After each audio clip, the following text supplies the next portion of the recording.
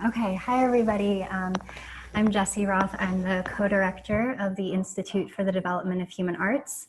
I'm just gonna give you a couple of quick intro slides here before we kick off the discussion. Thank you so much everybody for joining us.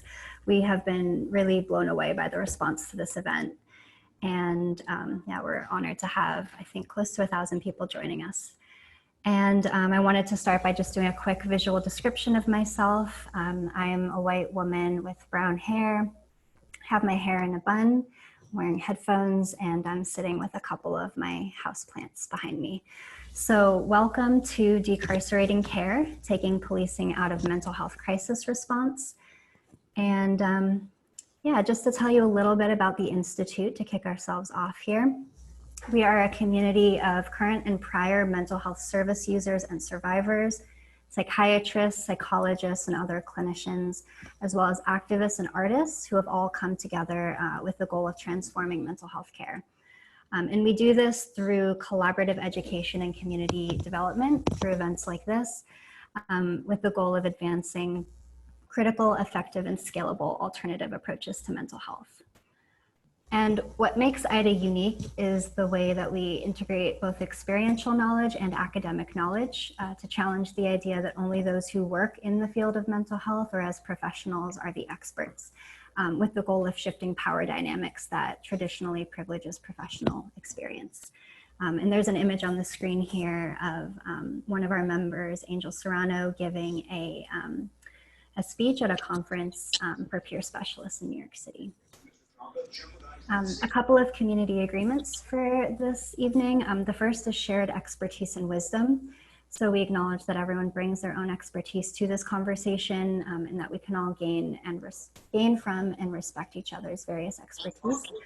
The second is collective liberation. So overcoming oppression aids everyone's liberation. It's our responsibility to challenge various forms of prejudice. We educate in the spirit of solidarity and hold each other accountable without criticizing who we are as people. And finally, we listen like allies. We respect a wide diversity of choices and perspectives, even when we disagree, and we don't judge or invalidate anybody else's experience. So a couple of quick notes on accessibility. We do have closed captioning available. So in your webinar view, you can click the closed caption button. There's a screenshot to show you where that's located. We also are joined by 2 ASL interpreters, Andrew and L'Oreal, who will be swapping out throughout the event. And finally, wherever possible, we aim to provide visual descriptions, like I did at the beginning, and I'll leave a moment to let our ASL interpreters do that as well. Hey Jesse, just really quick, this is Andrew, one of the ASL interpreters. I'm seeing a lot of comments that are saying that the ASL interpreter is actually not visible currently. And I have explained how to pin it on some people's side, but a lot of people are saying they can't see it. So I'd just like to make sure we can double check that, please, before moving forward. Yes, I can stop my screen for a moment to make sure. So,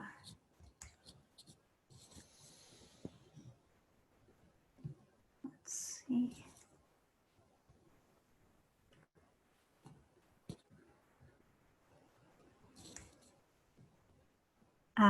Yes. So people can see them now that I've stopped sharing my screen. I will just, to leave the interpreters visible, I will just read the last couple of quick notes. We're almost through the slides anyway. So the first is just that we are recording this event, as you can see, and we will share it with the registrants later. Please feel free to submit any questions you have for the panelists using the chat. You can also use that chat to share any of your thoughts and reactions. We likely won't be able to get to all of the questions this evening, but we will save the chat and hope to engage with the content on an ongoing basis. So the way that tonight will work is I'm about to pass it over to our moderator for the evening, Noah Gokul, an item member and your moderator for the evening. And then we'll hear from our amazing panelists and dive into a discussion. So once again, thanks so much everybody for joining us, and over to you. Thank you so much, Jesse. And wow, we are at 1,000 people, y'all. That feels very historic. So my name is Noah Gokul. I use he, him pronouns. I'm a young brown man of Indo-Caribbean and white descent, wearing a white shirt a black shirt and a white turtleneck underneath. And my hair is up in a bun, and I have a green bun. And behind me, I have artwork and a keyboard. Wow, I really want to welcome everyone to our event, Decarcerating Care, taking policing out of mental health care. It's such an honor to moderate this panel of such terrific folks. I want to thank all of the folks, particularly all the IDHA folks, particularly all of the co-organizers of this event, Sasha DeBrule, Jesse Roth. We put a lot of love, time, and energy into this event to make this happen. And I really want to thank our esteemed panelists who are giving us a range of perspectives on how to create community-based alternatives to cops. So I'm just going to read a little bit about our event and ground us. Having this range of perspectives and embracing complexity aligns with the intentions of IDHA. I want you to know that people who put this event together are coming from a place of love and care for our communities, care for ourselves, and care for our world. And part of that care looks like justice for those who have not been cared for, and it looks like transformation of what care looks like. Taking policing out of mental health crisis response means understanding that the mental health care system has its own form of policing people's bodies and minds, and it has been used to exert control over Black bodies, not unlike the prison system. Caring for distressed individuals is not handcuffing people and putting them in hospitals and other confined spaces and labeling them disordered. I'm sitting here in Portland, Oregon right now, a town filled with smoke from increasing wildfires, rampant police violence on protesters, in the middle of an epidemic with so many struggling people. So we have to be really clear that crisis is way more complex than a disease or disorder, and a people in crisis reflect a world that is in crisis. We are deeply inspired by the Black Lives Matter movement and the subsequent calls to defund the police. Within the conversation of reallocating funds toward mental health, there are a ton of people and experiences that are so often left out. And those who know the carceral nature of our mental health care system. And today we bring in some of those voices. So I'll just have our panelists introduce themselves. I'm really, really excited to have them on this. I'm gonna start off with Stephanie, who's a really brilliant mind in this topic. And then we'll go in order of Stephanie, Asantewa, Tim, Stella, and then Neil. So I'll just let Stephanie join us, and thank you all for joining. Thank you, Noah. Hi, everyone. Thank you for being here. My name is Stephanie. I use she, they pronouns. And for a visual description, I am a white femme-ish presenting person with dark blonde hair, some facial piercings, and I have a blue t-shirt on that says "The future is accessible," my favorite. A little bit about me. I am a queer, genderqueer, disabled, mad, autistic, neurodivergent, psych survivor with lived experience of psychiatric incarceration, specifically for the purposes of this panel. So coming to this really as a peer, someone who is providing support and advocacy services for others, but also having that same lived experience myself. Some of y'all also may know me from Project Let's, the director of Project Let's, and we are a national grassroots organization led by and for folks who have lived experience with what is called mental illness, madness, disability, trauma, and neurodivergence. And our focus at Project Let's is really building transformative peer support collectives and community mental health care structures that really exist outside of and do not depend on state-sanctioned systems of, quote, care, which we know really replicate a lot of the very violent aspects of the prison industrial complex and are really trapping our folks inside of these systems that are meant to cage and kill us. So really working with multiply marginalized folks and communities to provide access, political education, and the material resources that we need to survive and thrive. And for me, I'm really excited to be here in this conversation today. Personally, I've had a lot of lived experiences with the conflation of treatment and punishment, which I think we'll talk about today, and the just pathologization of very logical responses to harm and to violence and to things that are happening in our world that then become disordered within us. And I think a lot of our panelists have a lot of similar experiences with that. So I'm excited to talk about that, as well as some pretty harmful experiences, losing my, bodily autonomy and my self-determination. I've experienced police brutality, and as I mentioned, incarceration and forced medication. So I am really committed and dedicated to building these alternative systems that are based in mutuality and respect. And excited to hear my brilliant, badass panelists talk about all of this more today. So I will pass it on to the next person. Thank y'all for having me, and thanks to IDHA for organizing this event. Hello, my name is Santua, pronouns she, her, hers. I am the daughter of Valerie Boykin and the granddaughter of Bertha Brandy. I am wearing a gray shirt and some really neat Bantu knots in my hair. I'm also one of the co-founders of the Anti-Police Terror Project and a founder of Mental Health First, which is a mobile crisis response team that is independent of police. I hope what I can bring to the conversation is the introduction of new ideas around what these systems look like. I think our job now is to divest from the systems that don't serve us while simultaneously building our own systems. So I hope to bring those ideas here to this table. I'm also an ER nurse, and I've worked in inpatient psychiatric care for a decade or more.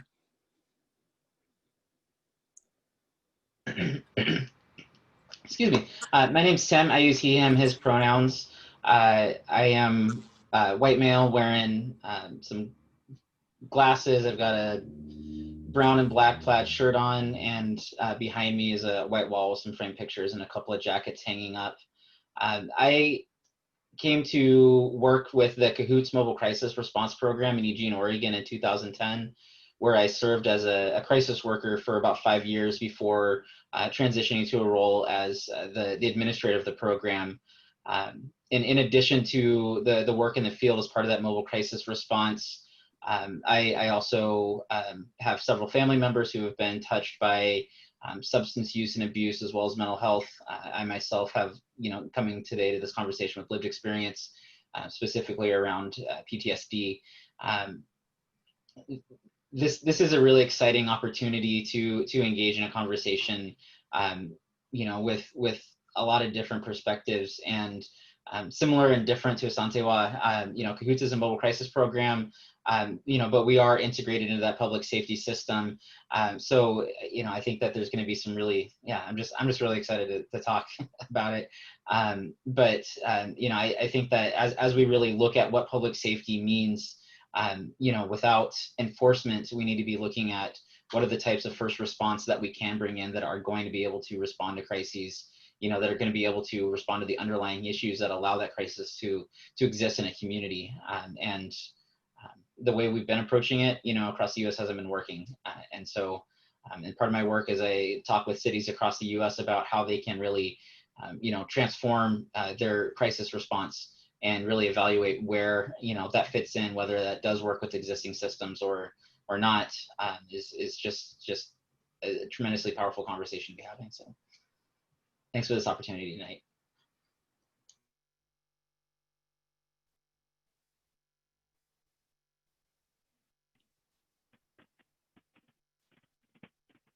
Thank you, Tim. Can we hear from Stella? Hi, can folks hear me? Yeah. Cool. Hi, so my name is Stella Akira Mensah. My pronouns are she, her, hers, and I am a Chicago born peer support specialist, writer, artist, performer, transformative justice advocate, and psychiatric survivor.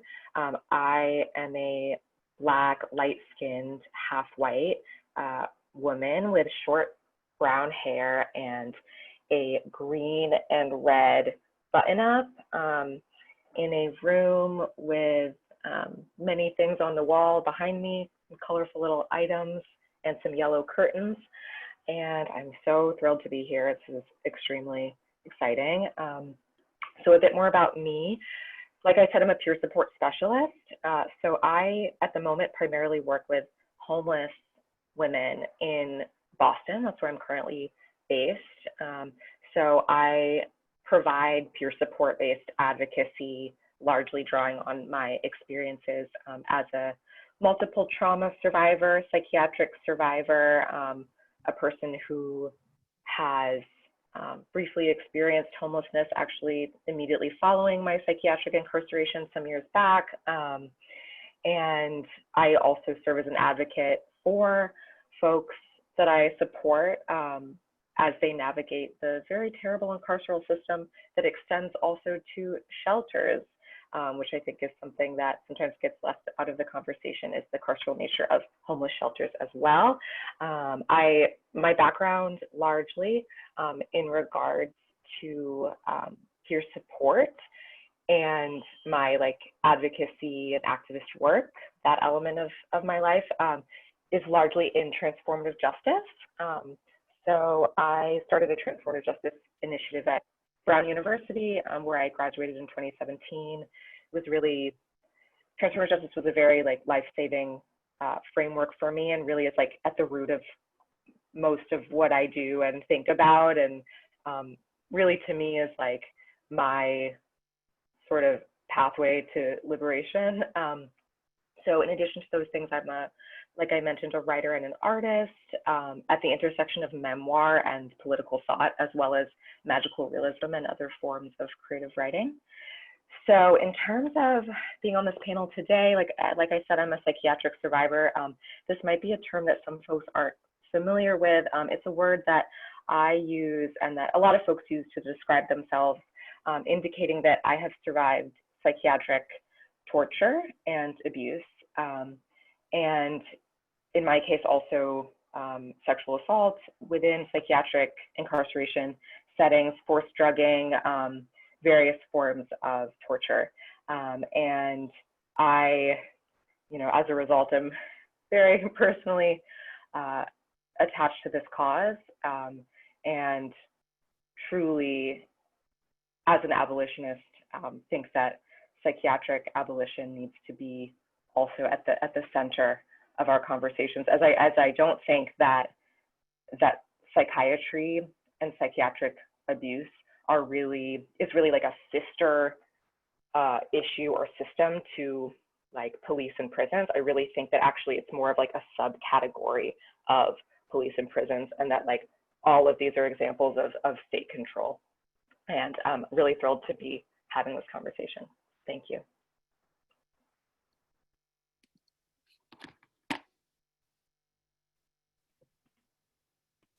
Thank you so much, Stella. And last but not least. Hi, everybody. My name is Neil Gong. Thanks so much to IDA for having me, and for all of you for being here. This is such an important conversation we're having. So I use he, him pronouns for visual description. I'm an Asian American man with long black hair and a beard, wearing a maroon shirt set against a yellow wall behind me. I'm also showing off my face mask from the Michigan Graduate Employees Organization. The grad students are on strike right now. I'm sitting in solidarity with them. I'm a sociologist at the University of Michigan. And they're striking right now for both a healthy campus reopening and also a remaking of the campus's relationship with the police. So I'm an academic. I do research and I teach, and what I research is community mental health care and inequality. I'm currently writing a book that looks at intensive community mental health services for the rich and the poor in Los Angeles. What this means is I spent a lot of time shadowing case management teams, public mental health services, and the public safety net, and then looking on the other side of town at elite services for wealthy people and what that means. Another part of my research is on the history of psychiatric care in the United States, and specifically psychiatric institutionalization. So how we went from a system that locked people up in state hospitals to one that often abandons vulnerable people to the streets or locks them up in jails. And this is probably what I'll mostly be focusing on today, and addressing some of the lessons that history holds for our current moment. Because that's a history of activists and policymakers successfully defunding an oppressive system, but not actually getting the promised reinvestment in community resources and care. And so I think this is very important for us to think through and think with as we try to remake systems today, alerting us both to opportunities and some pitfalls as we work to reallocate police funding. I have a recent piece on this, and it's linked on the webpage, called How Defunding Abusive Institutions Goes Wrong and How We Can Do It Right. It's in the LA Review of Books. And I came to this work mostly because of some of the bad experiences friends and family had with mental health care, either being ignored and not having access to care, or on the other hand, getting treatment that messed people over more. And so for a long time, I thought my role in this would be becoming a clinician.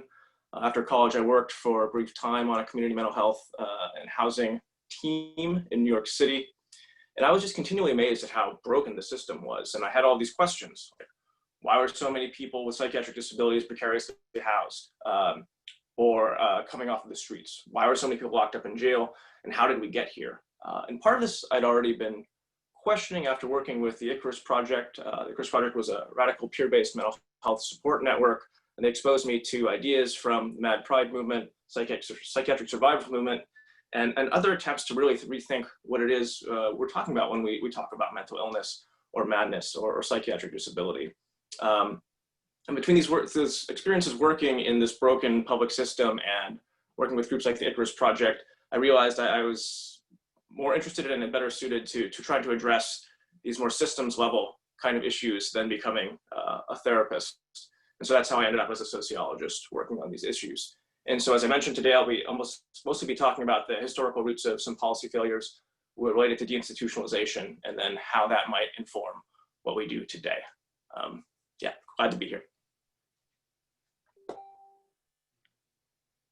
Thank you so much, Neil. And just thank you to all our panelists. You know, I really just want to highlight again the diverse perspectives everybody's coming with here, that really is going to, you know, show the complexity of the topic that we are talking about today. So I just want to get into it and start with this first question. And this, you know, this is a question that, you know, I've been on webinars that are on this topic of replacing mental health care with instead of cops. And so, you know, what we're going to do is really identify with the question, what's left out of the mainstream narrative about social workers replacing cops? Like, what is left out of this conversation when we talk about this? You know, and I'm definitely calling on, you know, Stephanie, Stella, and Neil, who, you know, might have thought about this question and really might have some interesting things to share. So feel free to jump in, whoever wants to start. Hi, this is Stella speaking, if it's all right if I jump in. So as a neurodivergent abolitionist, I fundamentally think that when we talk about the evolution away from police involvement in mental health crisis response, I think fundamentally we really need to accept, before like any other work that we can do to really transform what's happening, we need to accept the histories of psychiatry and social work as tools of social control. And so I think it's so important for us to educate ourselves and each other and challenge ourselves and each other to see that, you know, that's not really a reductive way to describe psychiatry and social work, honestly. Like, if we look at diagnoses like drapetomania, I've never known how to say that out loud. Basically, it was a diagnosis in antebellum slavery to describe Black enslaved folks who wanted to run away.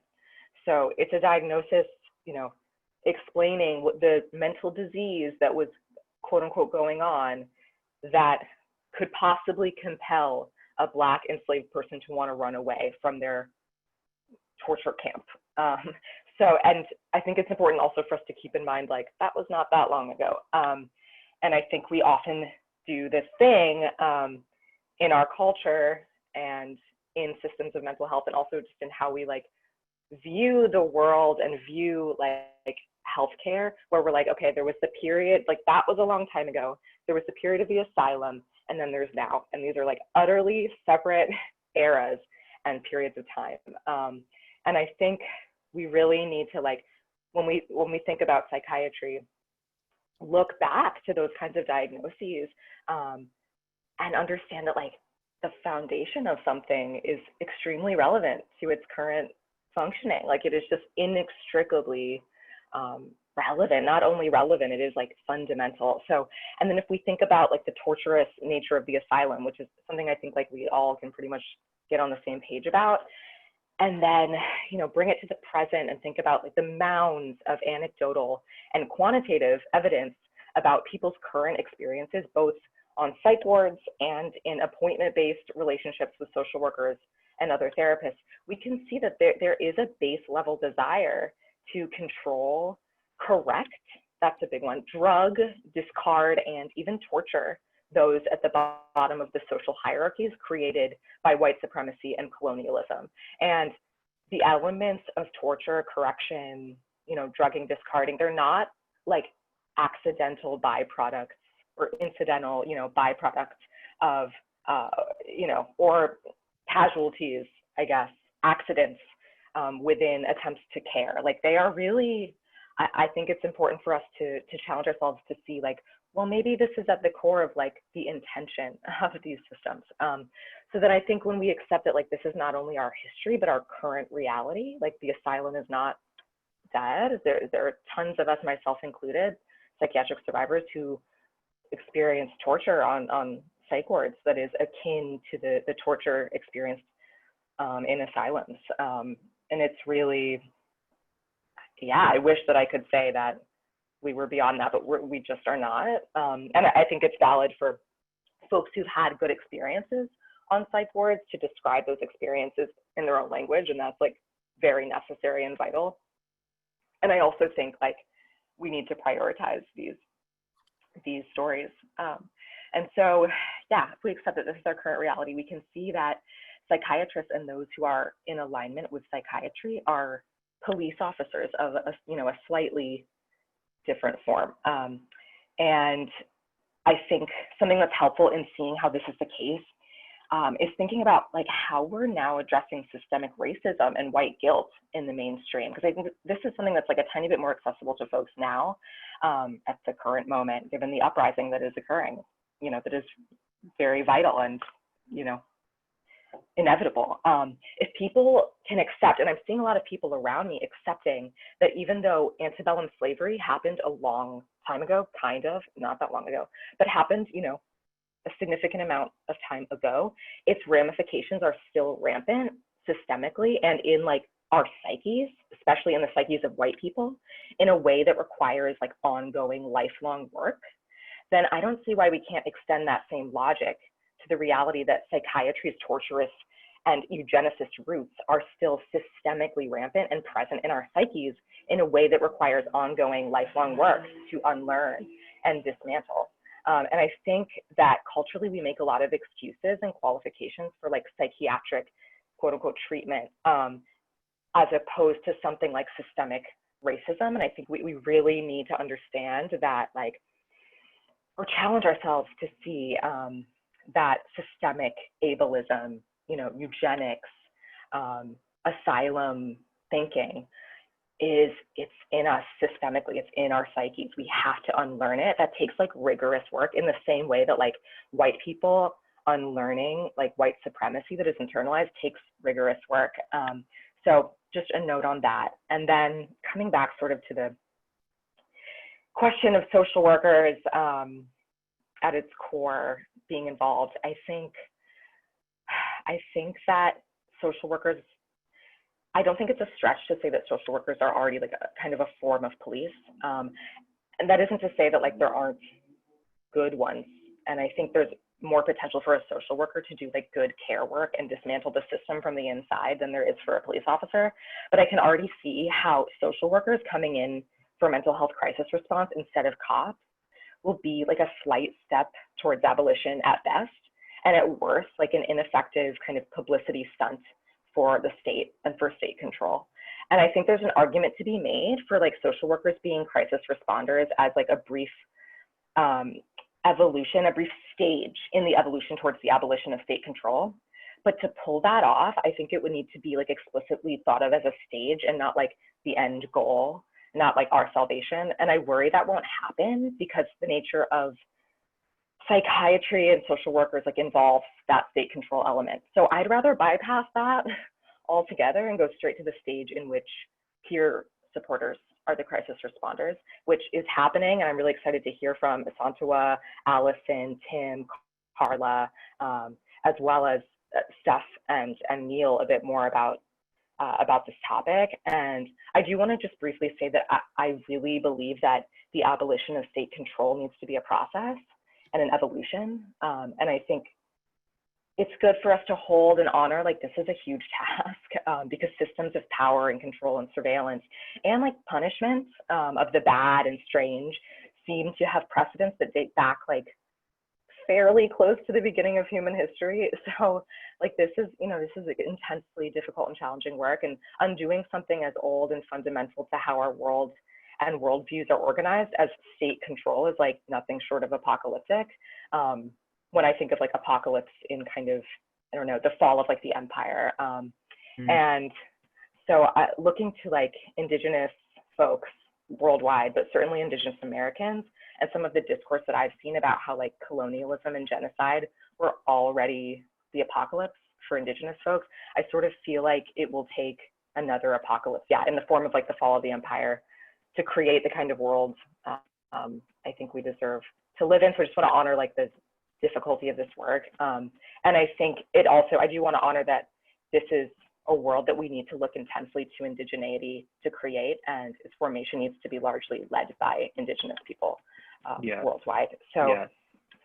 I just want to jump in here and like, thank you so much. That was like a amazing grounding for like, I'm really looking forward to hearing from, you know, what other folks have to say, but thank you so much. Like that was amazing. And it feels like we're almost in that apocalyptic moment right now with the smoke and the COVID and everything. So other folks want to jump in on this? Stephanie? Yeah, thanks, Noah. I just want to echo what Stella just said. Thank you for that. I think, you know, at its core, abolition, you know, it means no cages. It's not like, let's get rid of the prisons and the jails, but keep the psychiatric incarceration and the nursing homes and the group homes, right? Like, and the court ordered ECT, like we can't pick and choose here. It means that we are tearing it all down. And I think that when we're talking about abolition, we need to be very clear, right? We are not doing this work and embarking on this journey and this and working towards liberation only to shift from one system of policing to another, which is what really Stella just described. And I think for me, when I'm thinking about this question and in general, it's really what we really want to be doing is transforming our relationships to neurodivergence, right? To madness, to disability, to mental illness, whatever term you use. We are working to completely reimagine, right? A different approach. We want to do this differently.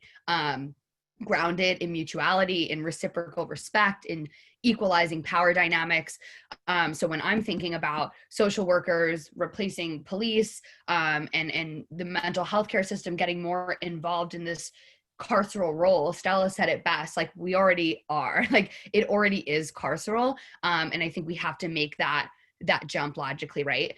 So to be part of the carceral state, really for me, we are thinking about systems that are containing people, right? Taking away their locus of control offering surveillance, isolating folks from their communities, limiting their freedom.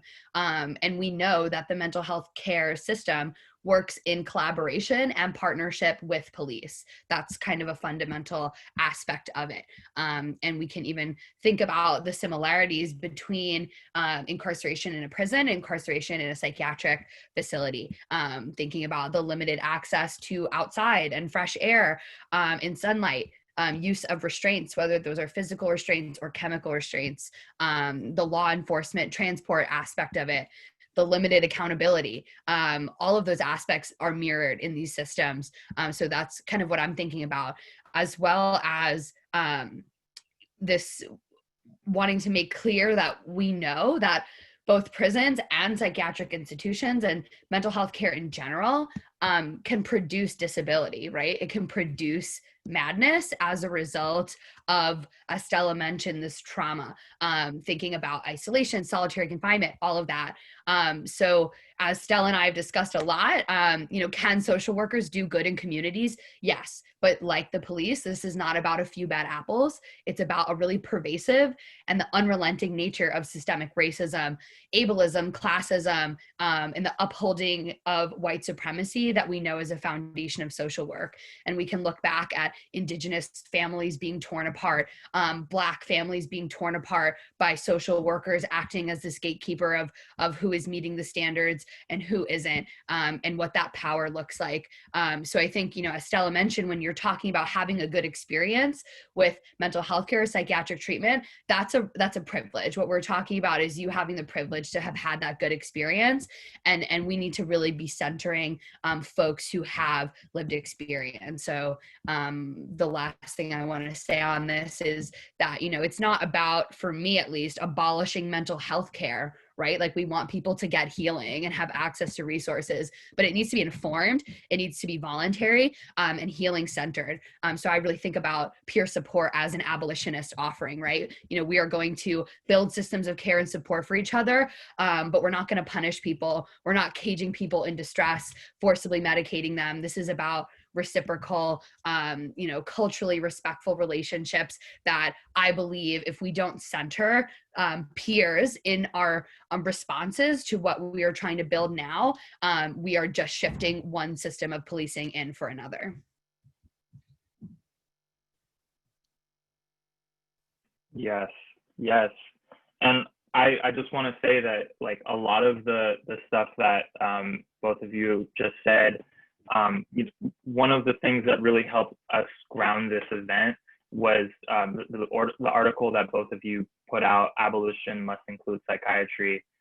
Such amazing frame for this event. So thank you. And Neil Gong, one of our participants, a panelist, just put out an article recently called How Defunding Abusive Institutions Goes Wrong and How We Can Do It Right. So I'm just gonna, call on Neil. What do we leave out of this conversation when it comes to, replacing social workers with cops? Vice versa. Yeah. So let me first just say I really appreciate what Stella and Stephanie had to say here, and I think really got at an important point that, this is, I think, one of the core points that gets left out is the way that social work and mental health care and psychiatry can essentially be policing. So I want to say a few things about that briefly before I turn to some of my main points. I'm absolutely on board with the critique of mainstream psychiatry, that its long history has always had an element, and this may diverge, how fundamental it is to the enterprise of social control that can often be aligned with or directly is policing. At the same time, and this, and you both alluded to this, right? Like, in building something else, we still want people to have access to whatever tools can be useful for them. So to me, the reframe is maybe, what can we reappropriate from even a corrupt system? Are there things that we can still hold on to, the expertise, the experience, the things that have worked for people, and make sure that they have access to that in empowered, voluntary kinds of ways. So if a person wants access to a social worker to help them navigate whatever system is in front of them, or therapists of different sorts, or medication. We want them to have access to someone who can meet them in an egalitarian manner. And so one person I think of, like in psychiatry, Joanna Moncrieff, has this idea about how like people don't actually get informed consent, even when they think they are, because they're not given access to the full range of side effects, or the fact that very often doctors have no idea how certain meds work, or what kind of effect it's going to have on people. But you could imagine a kind of prescribing practice or social work practice that's much more aligned with those ideals of informed consent and it being voluntary. And so we have to figure out how to hold on to the tools that people have found useful, reappropriate them for a new system. And this question of how we do this, what the transition stages look like, how do you not get trapped in the transition stage? I mean, these are big questions, I think, for lots of different kinds of movements. So really important stuff to talk about. The things I want to talk about from this article that Noah mentioned are less about police versus social workers per se, but about this issue of systems change. And so what I'd like to do is take us through the last time we transformed a major social control institution through defunding, and what that meant for vulnerable people. And as Stella was saying, it's not as though people, the asylum disappeared, but in some sense it didn't. There's still all kinds of carceral spaces people are locked up in. But I'm going to focus on this moment. So psychiatric institutionalization, it's a story on the one hand of civil liberties victories, but also movements getting co-opted and people being abandoned. And so when abolitionists talk about it's not just destroying, it's about actually rebuilding, one of the things with psychiatric institutionalization is we closed a lot of oppressive places, but didn't actually replace them with community services that were supposed to happen. So in the 1950s, the United States held more than 600,000 people in various forms of psychiatric confinement, deprived of fundamental rights, often locked away indefinitely. And as people have been noting, this is often bound up in racism, sexism, or ableism. So simply families not knowing how to contend with difference. And so activists wanted the closure of these kinds of oppressive state hospitals and then getting reinvestment into high quality community resources. But what we end up getting from politicians like Ronald Reagan was a closing of the state hospitals, but actually not getting that reinvestment in the community. And we have to remember that very often politicians are not going to close something down in this instance because they believe in liberation for people. It's because it's a way to cut budgets, to not have to spend money. State hospitals were expensive. And then given related Reagan era cuts to public housing, to other forms of welfare services, a lot of people ended up being released to the streets. And later on, in many cases, people are having crisis are going to end up being picked up by police, which is of course the topic we're focused on today. So if I restate that as something of a lesson for us today, it's that defunding campaigns can be co-opted and essentially turn into a form of austerity politics by people who just don't want to pay taxes. And this isn't to blame what happened with the institutionalization on activists, but it's a warning, because we're in a fiscal crisis right now, a pandemic-driven fiscal crisis. And we may see something similar, where we get access to cuts to police and prison budgets, but this is coming primarily from fiscal constraints. And we'll never actually see that community reinvestment unless we hold people's feet to the fire. So the priority really has to be on investing and coming up with alternatives. So defunding alone is at best a half victory, and it can even be detrimental. And here's what I mean. So another part of the story of deinstitutionalization is that there was quite a bit of backlash. So in the 1980s, as we're seeing more and more people with psychiatric disabilities on the streets or in jails, the public starts blaming this on deinstitutionalization, even though what's really at play is these further cuts to the welfare state and the rise of things like broken windows policing. But people end up, there's this phrase, people are dying with their rights on, they should never have been released. We need to bring back the asylum. And so to restate this one as something of a lesson for today is that failures in systems change can be attributed to botched reform ideas and efforts rather than underfunding, when it's really the underfunding that's causing this. And so today we're in this pandemic ravaged economy, and that means there's likely going to be a spike in economic related crimes because people are trying to survive. It means it's likely we're going to see a spike in mental health crisis. And the risk is that the public is going to blame this on, say we actually defund police, but don't come up with a system to deal with all of the pain and suffering people are going through. The risk is that the public's going to blame this on activists and defunding the police, rather than societal conditions that are really driving what's happening. And this is actually already a sort of Trumpian rhetorical strategy you're seeing. So this is the danger of what happens if you defund without sufficient reinvestment to actually tackle social problems at their roots, is that it could bring us such a strong backlash that you hear people saying, no, we need mass incarceration. We need more police than ever. So concretely, that means we have to prepare for problems with new systems we build, especially in a bad economy like this. And we have to have real answers if people do demand a return to harsh enforcement. So those are two things I'd like us to keep in mind as we envision how we make this alternative system. Yeah, thank you, Neil. And I think that your perspective really, it adds that really like such a good foundation, you know, and bringing in that history. And so I really appreciate it. And, you know, I think that from hearing from the three panelists that we've had, it's clear that it's bigger than just, you know, bringing in social workers, right? And it's bigger than, you know, just kind of having just immediate crisis response. And that there's so many historical reasons why, you know, we really need to find out a complex, you know, solution for these problems. And, you know, so I really want to bring in, you know, what are people doing right now to create alternatives? Because I think that's, you know, that's a huge part of this conversation. So, you know, in having this conversation of defunding the police and reallocating that money to alternatives, with us today are two panelists who represent alternatives to police and mental health crisis response. So what do these programs look like? So I'm going to pass the baton over to Asante and Tim. Either one of you want to talk about your programs.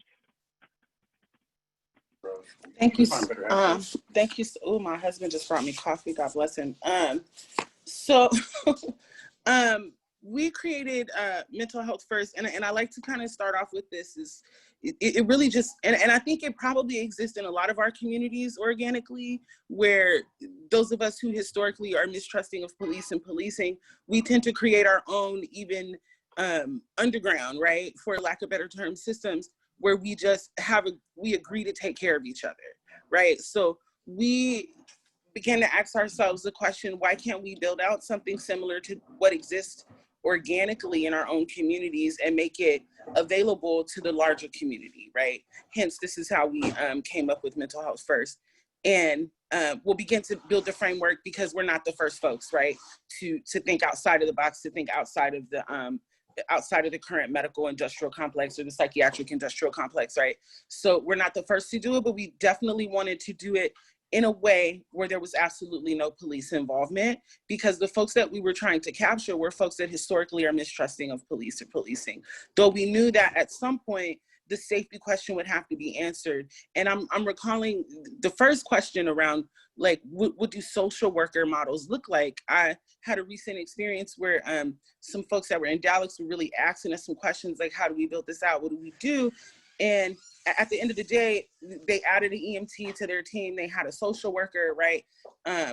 But also the social workers were echoing back to the city saying that, like, we don't feel safe responding, so we still need an officer like on our team.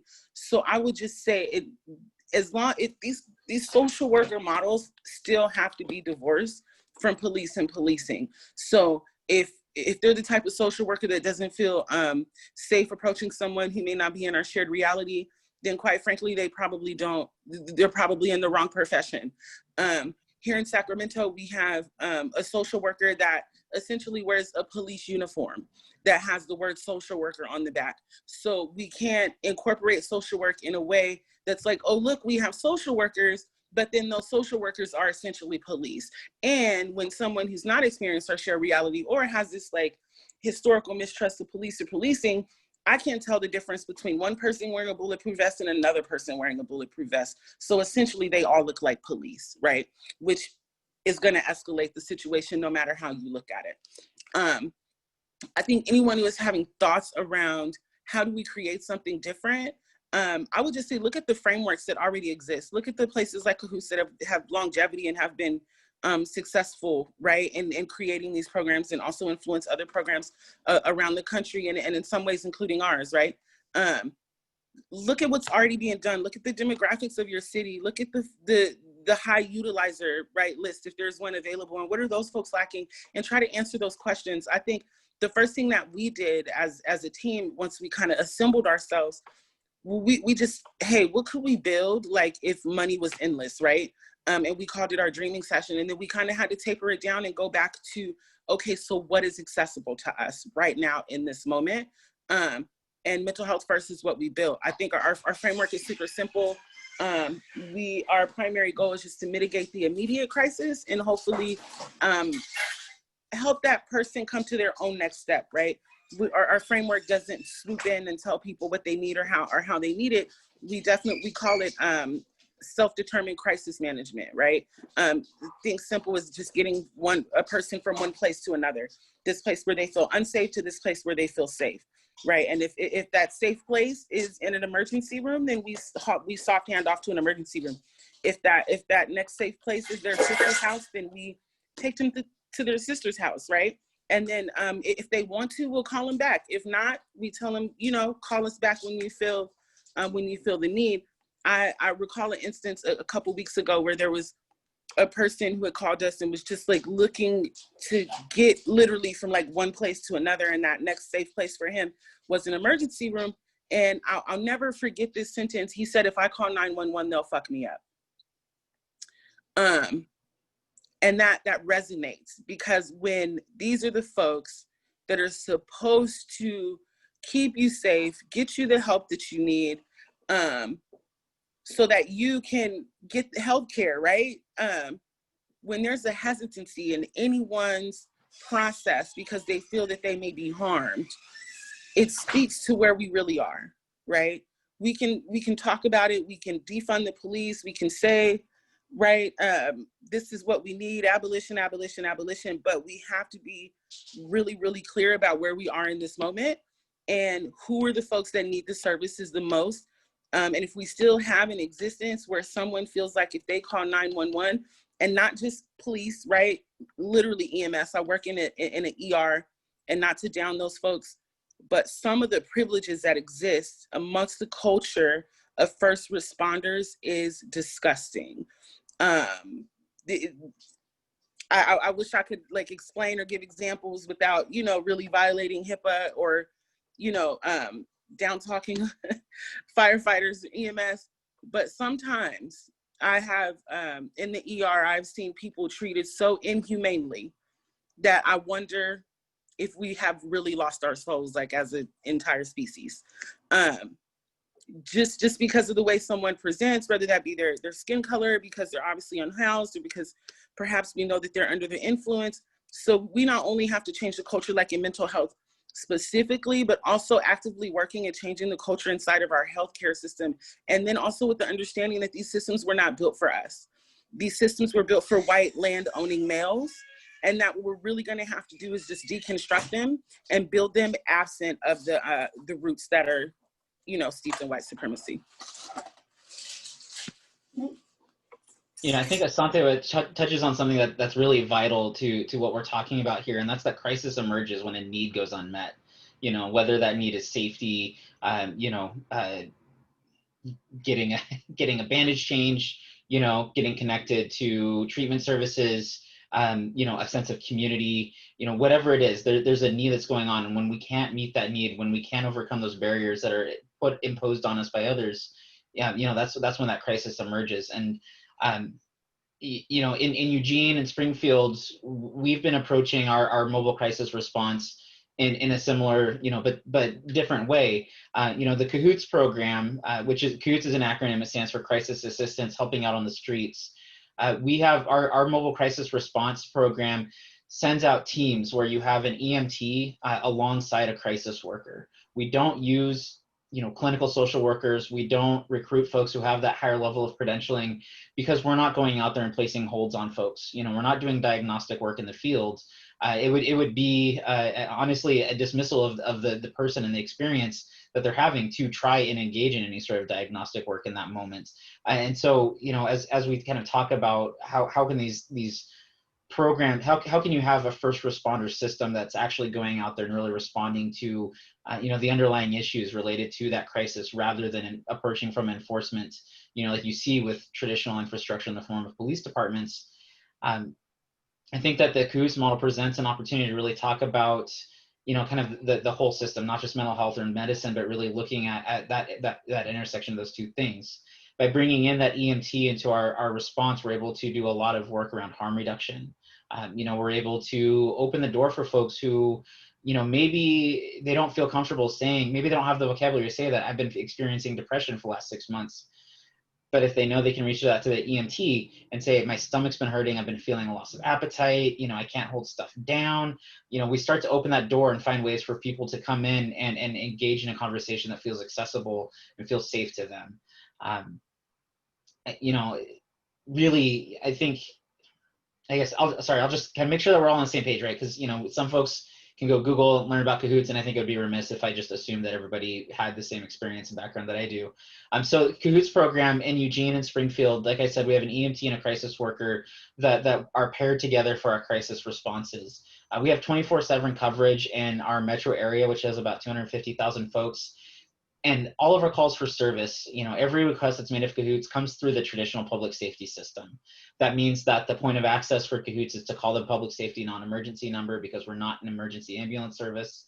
That means that CAHOOTS crews are being dispatched over the same priority channels in public safety as patrol, as the police.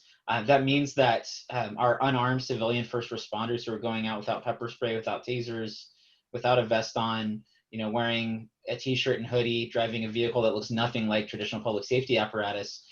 That means that, all of our calls are being broadcast on that system where, officers are hearing where our teams are going. And to address that kind of that perception of how unsafe these responses can be, we view that radio as kind of part of our system of safety. And that's that resource we can reach out to in those moments where things do escalate beyond our ability to control. But those situations are very rare. We had 24,000 calls for service last year and only needed to call for support 300 times. That's 300 times where there was something either, because somebody was going through something so profound that we needed some extra support to maintain their safety and the safety of others, and rare situations that resulted in a hold to get somebody to the hospital because we really needed to utilize those traditional systems to get that person into a better place in the moment. We're able to divert thousands of calls from police contact each year. And a lot of that has to do with having a system that's really been developed for the CAHOOTS response system that's been developed to really respond to all manner of situations, not just mental health presentations, not just suicidal subjects, but when somebody calls and says, I don't have any place to go tonight, CAHOOTS is who's going out to talk to them. When somebody calls and says, there's this person sleeping in the doorway of my business, it's CAHOOTS coming out to try and get that person connected to services rather than to enforce a trespass order. And so as we kind of talk about all these different, alternatives, all these different options, I think that Stella put it really well, that we're in this transitional moment. And right now, this system of using that dispatch, of using those traditional public safety tools as our point of access for CAHOOTS is a step in the right direction. But even within our own community, we're seeing that using that public safety non-emergency number means that we're only available to folks who feel comfortable, who feel like it's safe for them to call and request our services through that public safety system. And so as we engage with our partners in this process, and that includes law enforcement, that includes EMS and the fire department, one of the things that we're really prioritizing right now is how can we make ourselves more accessible? Is it going to continue to serve us to be a part of that traditional system of dispatch? Or can we accomplish the same kind of outcomes that we have without reliance on that system? And I think, the last thing I really just want to highlight is that, we're really trying to work ourselves out of a job here. I think if you talk to anybody on the CAHOOTS team, we don't want this to be a needed service in another 30 years. If a community is able to apply restorative justice, community mediation, violence interruption, decriminalize homelessness and drug use, if we're able to provide compassionate and adequate voluntary resources for folks, we envision ourselves getting to a place where this just isn't a necessary service. That's our goal. That's ultimately what we're trying to do, is really get to a point where you don't need cahoots anymore. But we also are trying to be grounded and realistic and recognize that we're not going to get there tomorrow. Thank you, Tim. And we have an audience question, and I think that both of you who just answered might be good folks to talk about this question. So someone had a question: how do we address liability concerns for mental health providers and community organizations might endure when they are responsible for meeting the needs of persons experiencing mental health emergencies? What supports are needed for these organizations to not rely on law enforcement as a safety net?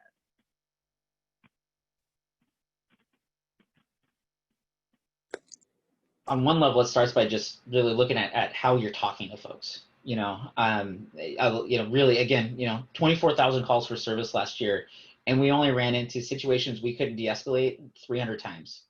That says that by and large, these unarmed civilian first responders are going out and having a lot more successful, a lot safer interactions than counterparts with guns, badges, with the tools of enforcement at their disposal.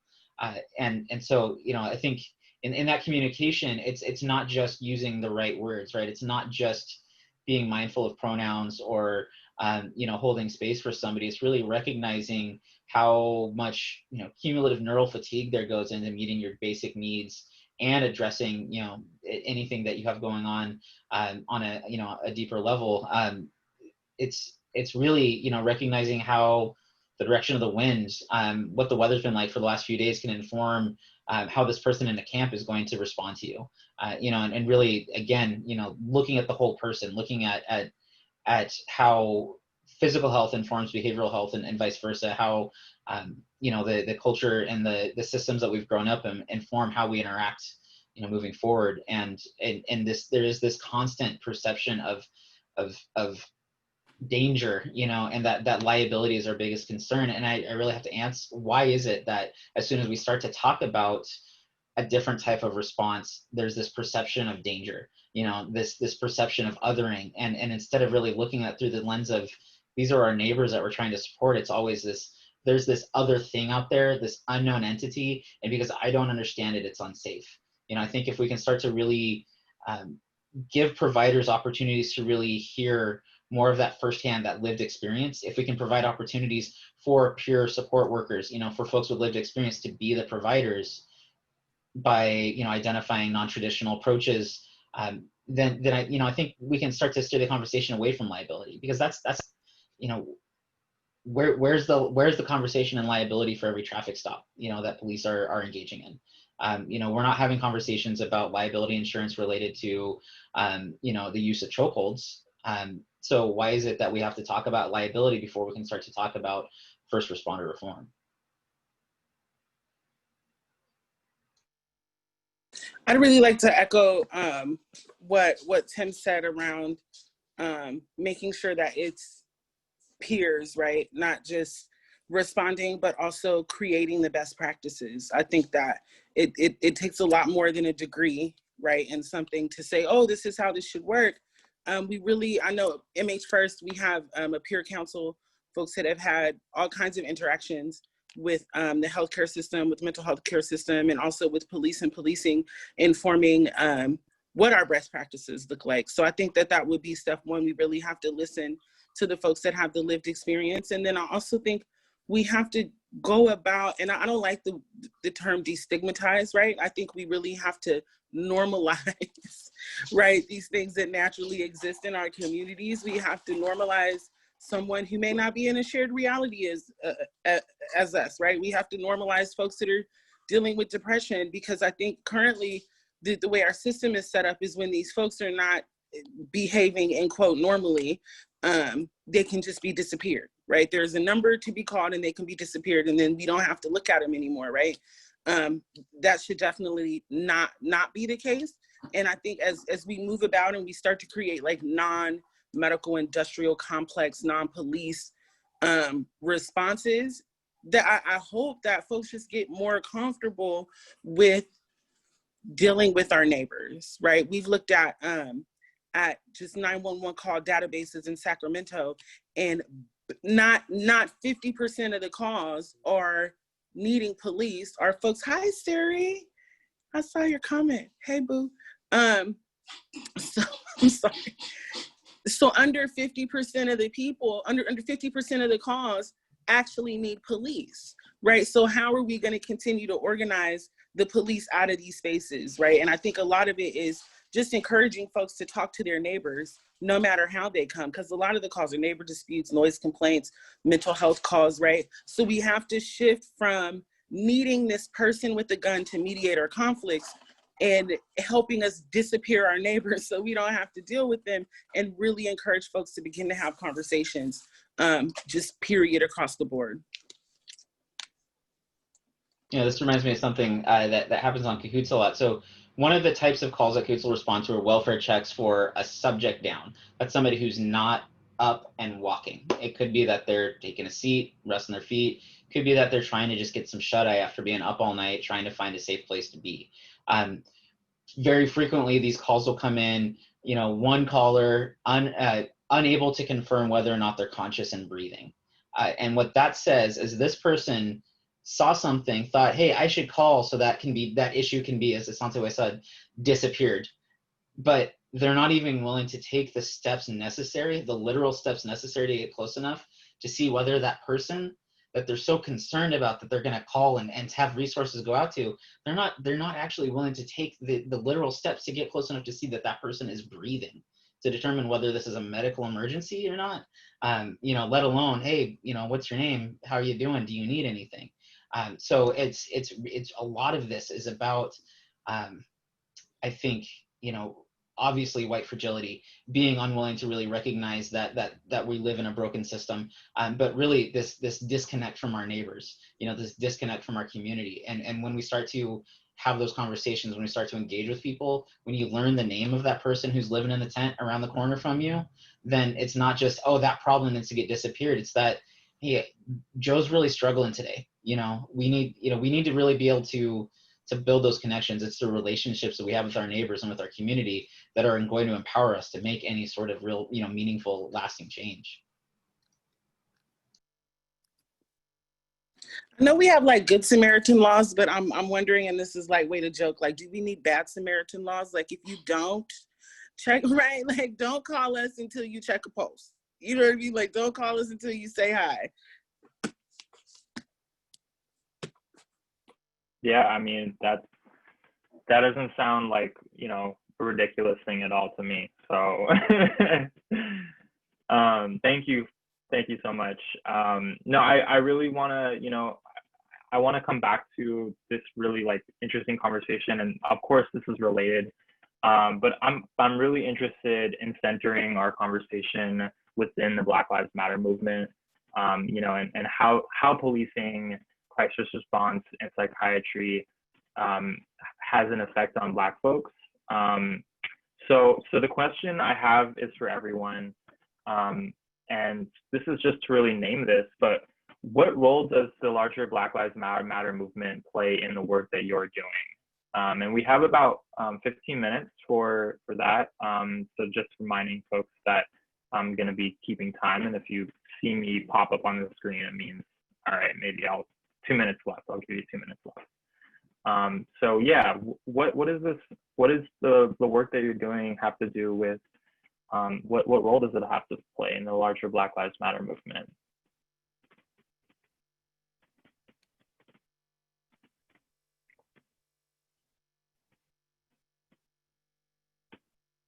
I'll jump in briefly.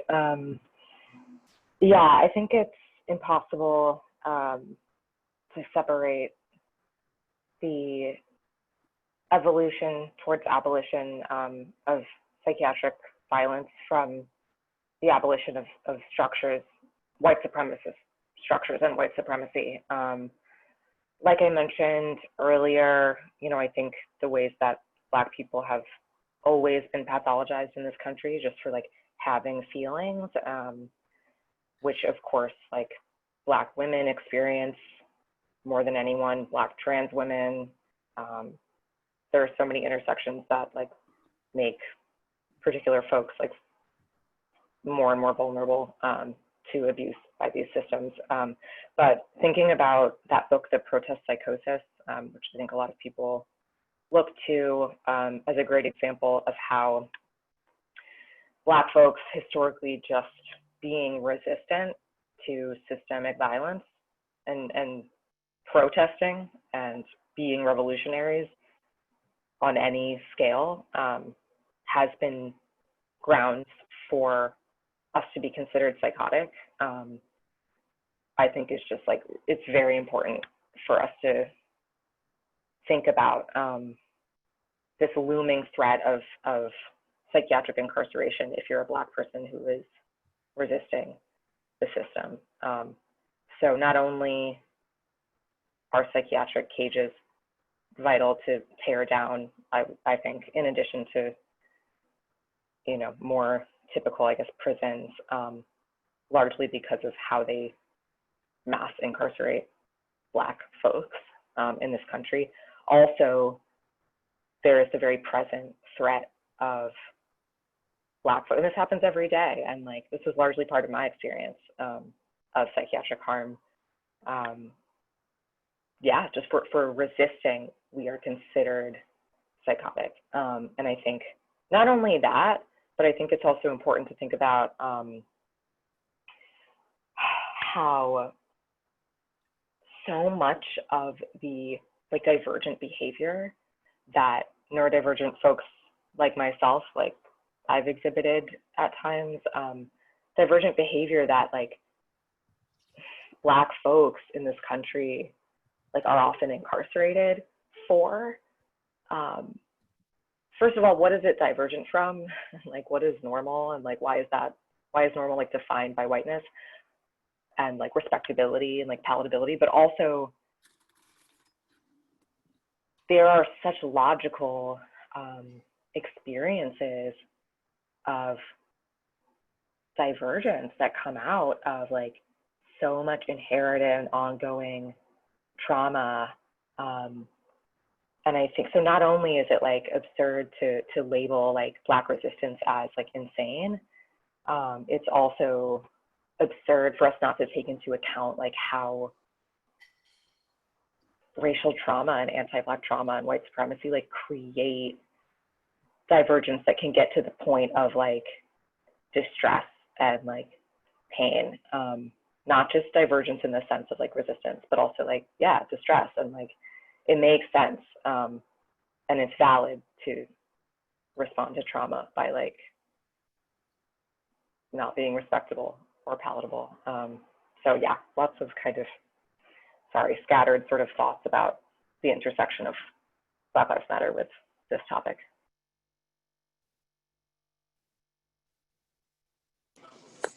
I would say that one thing, the sentiment, I think the words Black Lives Matter is a phrase that I think most of us can get behind, right? I think that one of the biggest things that the Black Lives Matter movement is kind of centralize that messaging. Even though when we think about the Black Lives Matter movement, there's several like organizations across sectors, right? From grassroots to nonprofit to, you know, the whole gamut. And I think that what they've done is give us some centralized messaging that is palatable, right? Even to folks who don't have a taste for it, right? It's palatable.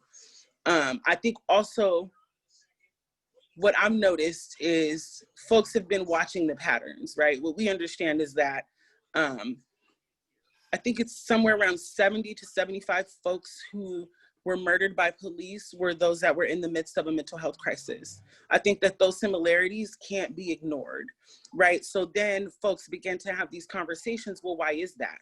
That's because the police are showing up and guns are showing up and not care, right? So then obviously these folks would subsequently be harmed at greater numbers, which is one of our goals, right? Is just to decrease police contact so that our folks are not murdered, right? Because if the police aren't showing up, then they can't shoot them.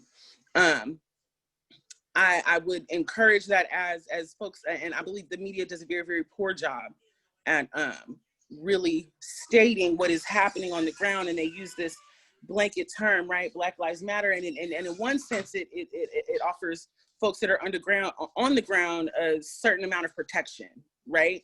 And also it erases some of the work of folks that have been doing work for over decades, right? So it's kind of a double-edged sword, but I'm really excited to see that sentiment, right, of Black Lives Matter moving to defund the police, right? Now that we have the sentiment out of the way and we understand that Black lives in fact do matter, what are we going to do about it, right? We're going to defund the police, we're going to defend Black lives. So I'm really, really excited to see the sentiment move into something that is more of an action.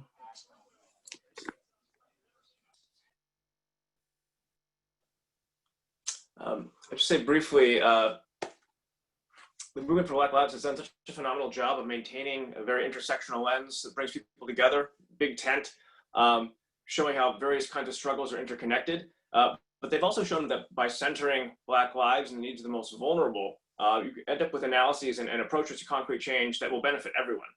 Which is all to say, the fact that we're even talking about mental health system reform or transformation in the way we are right now for everybody is in large part because of BLM. And it's really exciting. Things are on the table that were not there before. Another thing I'd like to highlight that I'm so excited to see in this conversation, and we're working through a lot of it today, is trying to think in a very complex way about how race and criminalization play out.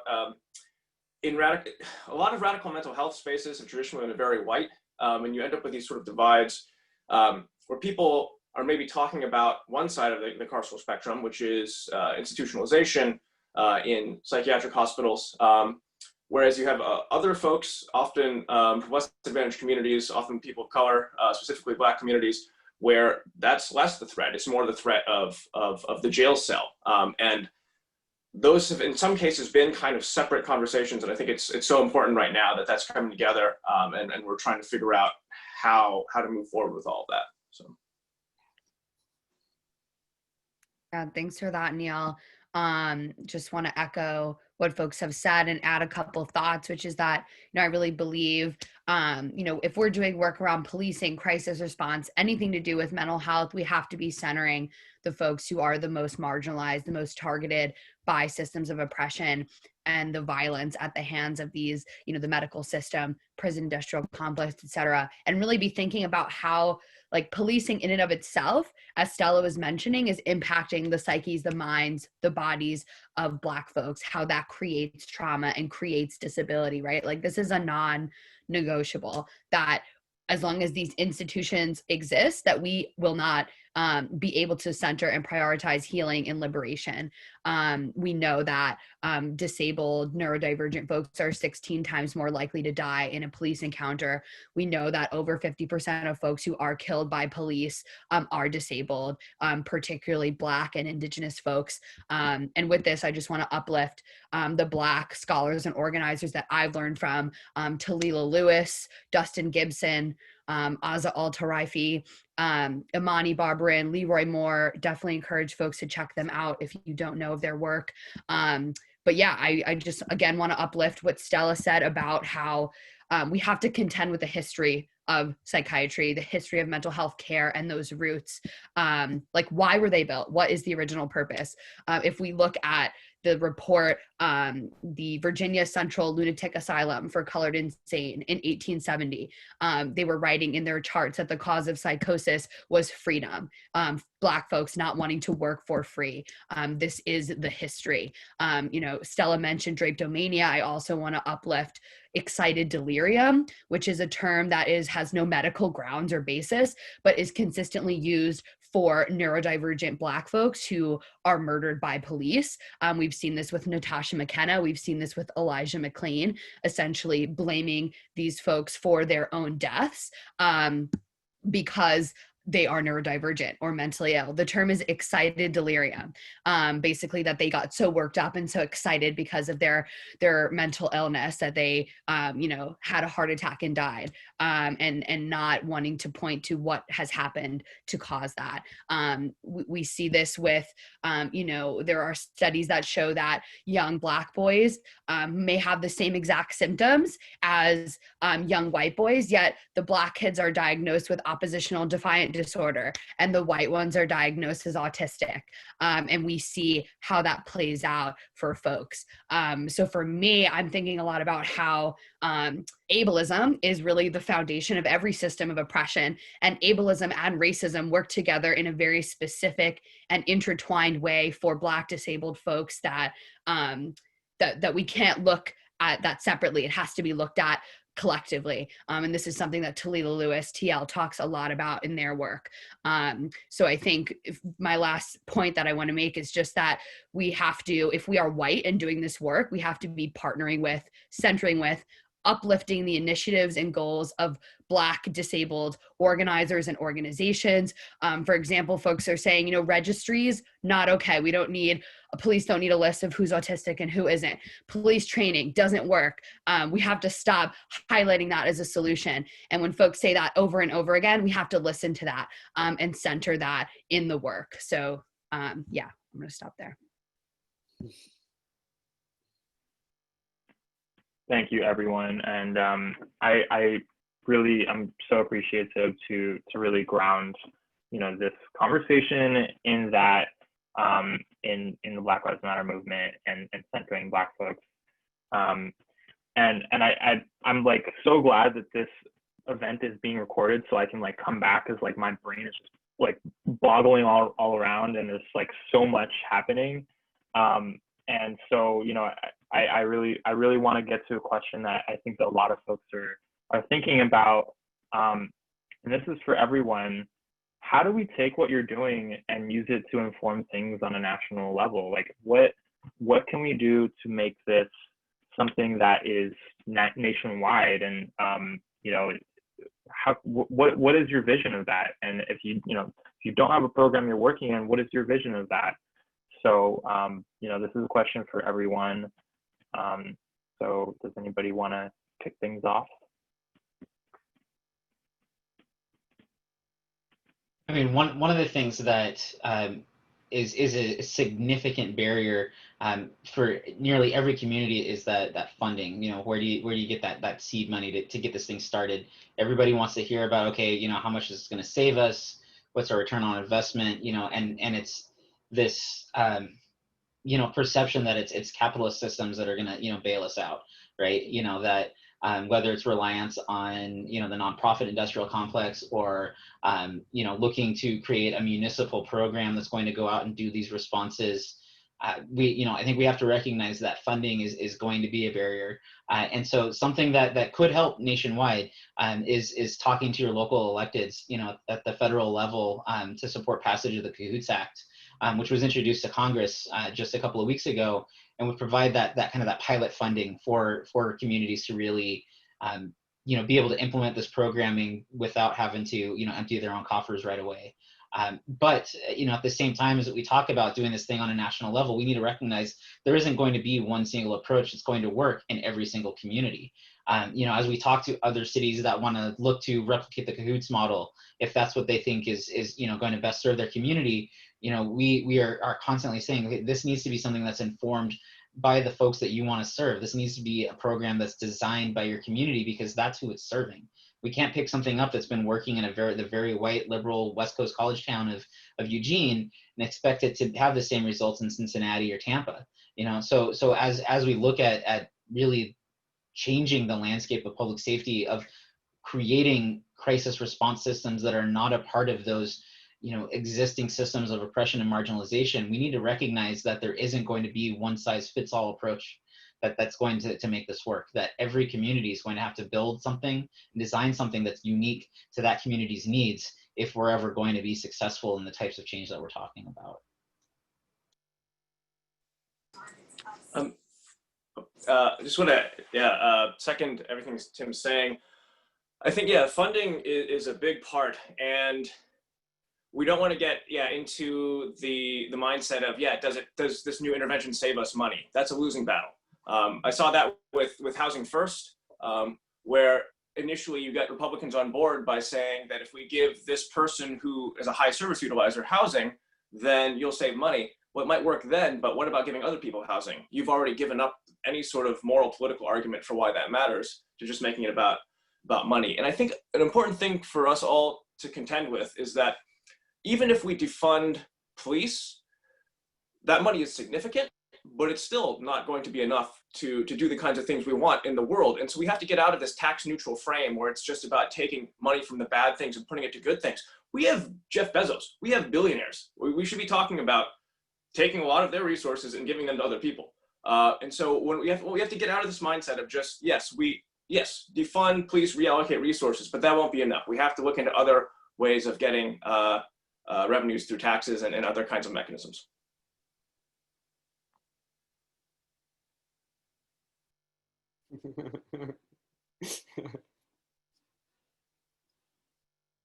I would say on a micro level, right? Like, talk to your neighbors, say hi, get to know them, right? Utilize the frameworks that exist on your block. You know, if your neighbor's the painter, you need some painting, like holler at your neighbor first before we call the corporate, corporate painter folks, right? I think that one of our best tools is relationship, right? If we begin to build those relationships across the fence, that eventually we will not need, right, outside intervention. And also, if you're a healthcare worker or a mental health care for folks, right, or if you're in school, actively decolonize your practice. I've been a nurse a long time, and every now and then I got to check in with myself and be like, why don't I like this particular set of patient, right? The drunk, entitled white guy, right? Like, I have to literally take a deep breath and treat him the exact same way that I would anyone else, because that is part of decolonizing, right, our practices, like identifying those biases that we have within ourselves. If you are in the state of California, AB 2054 has passed Senate. This will take tax dollars, right, and allocate them to community first responding programs. So if you have the time, tweet Gavin Newsom, tell him to sign it. For some reason, he wants this bill under the Department of Corrections, right, which is against everything that the that the bill is kind of outlining. And then also when we talk about, like, how do we solve mental health crisis, how do we solve homelessness, substance use disorder, right? Practical solutions work, right? We solve homelessness with housing, right? We solve mental health crises by providing mental health care. Right? So as you're going about your day and you're talking to folks and you're decolonizing your practice and you're talking to your neighbors, if you find someone who has some pen power in their hand and they're like, what do we do? Talk practical solutions, right? And then also, I know that there's a lot of conversation around, defunding the police.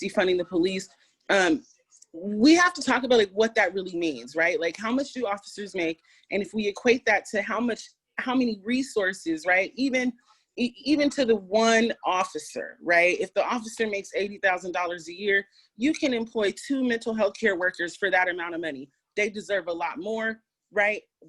But that's 2 folks, right, for the price of 1 man with a gun, right, who actually isn't going to fix the problem. So talking about the defund the police conversation in a way that's tangible and in a way that makes sense, so that as those folks who aren't so palatable to it can kind of understand, like, where we're coming from when we say these dollars would be better used in other spaces. Thank you for that, Asantua. I definitely want to uplift the just kind of notion that, real safety does not exist in the context of, like, liability concerns or constant surveillance and constant evaluation. As Asantua said, it exists in relationships. And we know that, like, there's data that shows that folks who are experiencing domestic violence or who have just experienced a sexual assault, the vast majority are not going to turn to the criminal legal system, to outside folks. People are going to reach out to folks in there that they feel safe with, that they have comfort with, which is why, tools like pod mapping by Mia Mingus, the Bay Area Transformative Justice Collective, such an incredible tool to figure out who is in my pod. If I'm experiencing harm, if I'm causing harm, who can I call on? Who are some movable folks that I need to actually put some effort into building relationship with so that I can, have them in my pod, building care webs, building complex safety plans. Like, I have Stella's crisis plan. Stella is going to have mine soon, working on it. But actually share those documents with people so that people in your life know how they want, how they want to be responded to if they enter into a crisis. And I think I also just want to add, like, this is possible. I work with so many folks who, because of the professionalization of what's happened, we have inherently lost the ability to respond to conflict, to anything really in community. We outsource, everything gets outsourced and privatized and monetized. And we inherently have these skills and the capacity and the capability to respond. Learn about de-escalation, reach out, read, study. Like, this is as much about like learning skills as it is about political education. They cannot exist without each other. It has to be happening together. We can learn about this and become better. And also just knowing, like, nothing about us without us, right, is a long standing motto of the disability rights independent living movement. So thinking about how we are the experts of our own body, minds, and folks who are in this to support us, whether you're a social worker, regardless of your politics, you always need to defer to us. We are the experts. And whether that means, being really clear about what your reporting requirements are, so that people can make informed decisions, right?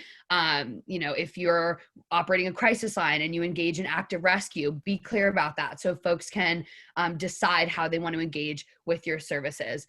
So I think, I want to highlight what folks have said about, a lot of this is about really shifting the problem elsewhere, disappearing people so that we don't have to deal with them. And we need to unlearn that and unlearn what we've known and heard our entire lives and been socialized to understand that disabled people, mentally ill folks, neurodivergent folks are burdens. Like, we are not burdens. We are deserving of love, care in our communities.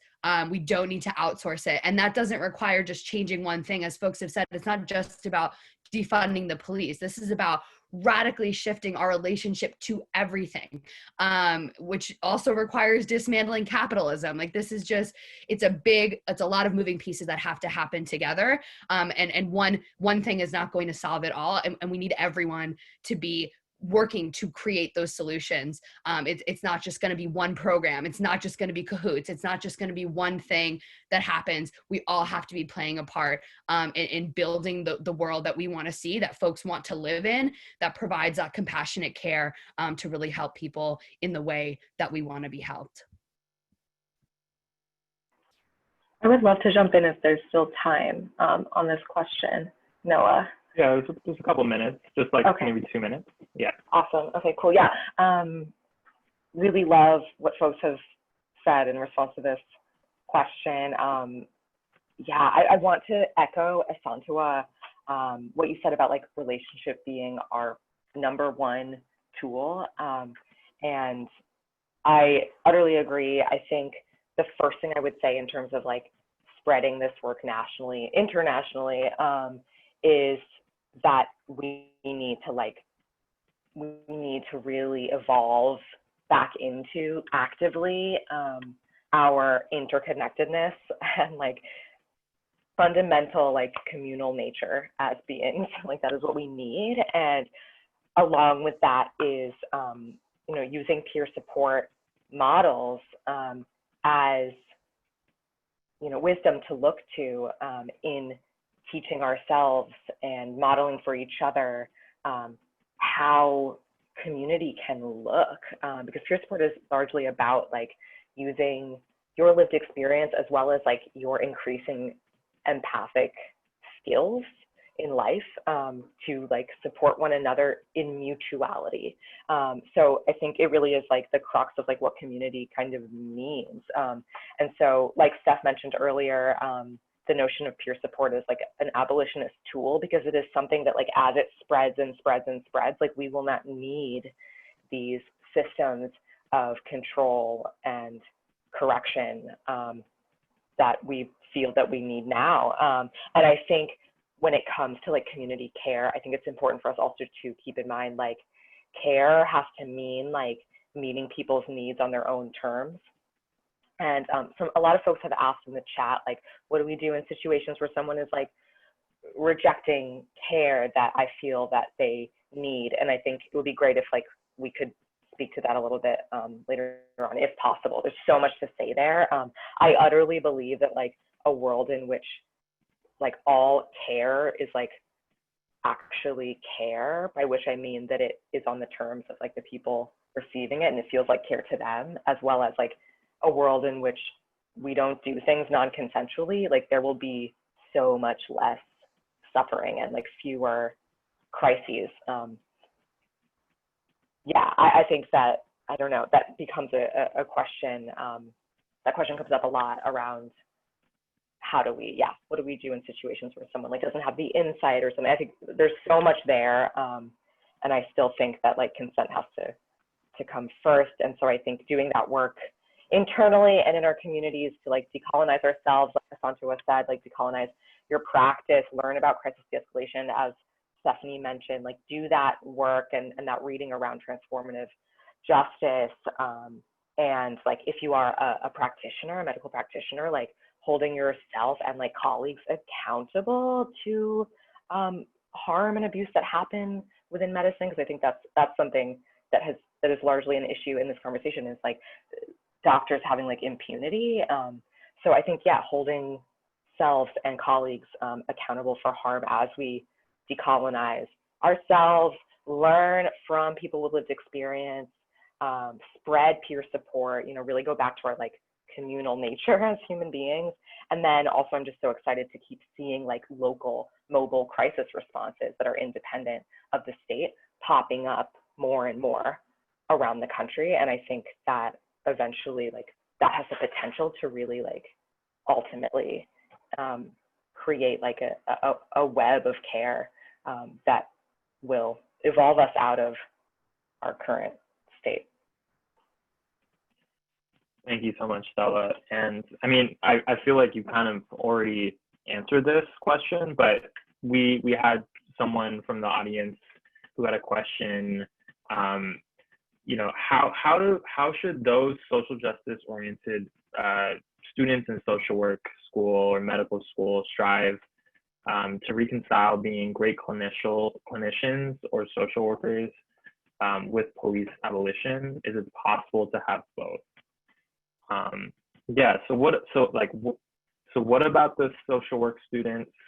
And there's a lot of social workers who are also on this call as well. So like, how do they reconcile being part of this system? Is it possible to have both?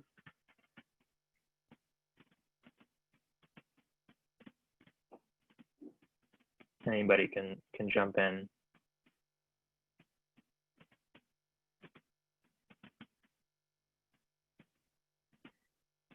I'll jump in. I think it's really hard. I think because, as many people have mentioned in the chat, the way in which there are liability standards. If you don't report certain things, you might lose your license. Like that inherent structure sets things up to dismiss the patient as the expert, right? There's always this inherent power dynamic that's really, really difficult.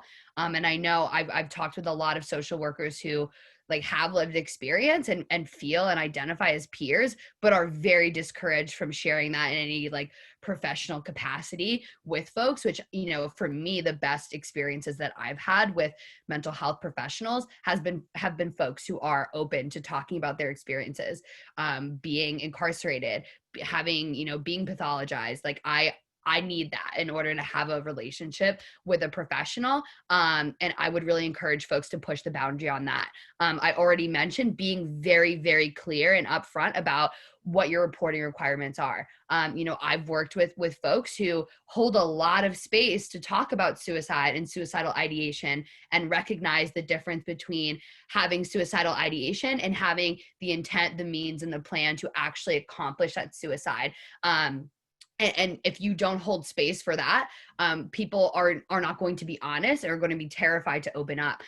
So I think it's really on you as a provider to be very, very clear about that, and to offer different solutions to folks. If you want to talk about something, maybe word it in the third person or whatever that looks like, to really establish those guidelines and those boundaries. I also think you have to be aware of the issues within your profession. Like, it's it doesn't help anyone to say, well, I understand, and I do this in my work. It's the system. It's a systemic problem, which means that your individualized desires or how you approach it is not enough. I think, I just was speaking to a social work student who was like, we don't ever talk about disability, and they're pushing to bring in disability justice organizations and folks to speak to social workers. Like, you need to be uplifting actual people with lived experience, again, in the classroom, in settings.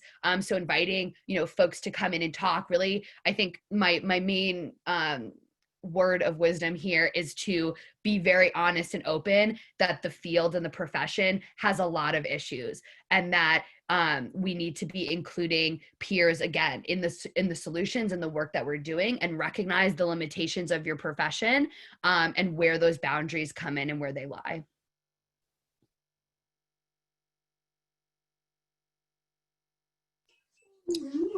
If I could add, I wrote down a few things. I would say question everything you're learning, absolutely everything, with the understanding that all of our practices around medicine are just steeped in white supremacy, right? And also challenge the idea of whiteness and maleness as a normalcy, right? And that everything that kind of diverts from that is abnormal. I think that's one thing as a Black woman going through nursing school, I was like, damn, I'm just gonna die. Like, I'm just gonna get everything. You know what I mean? Because the framework is, I'm 50% more likely to lose a child, right? With no other explanation other than I was born female-bodied and in Black skin, right? So just challenging that white maleness as a normalcy. And then also there's an entire movement around dismantling the DSM, right? Just, I think it was Stephanie who brought it up, how young Black males are being diagnosed with this oppositional disorder. Yet when, white young men have the same behavior, right?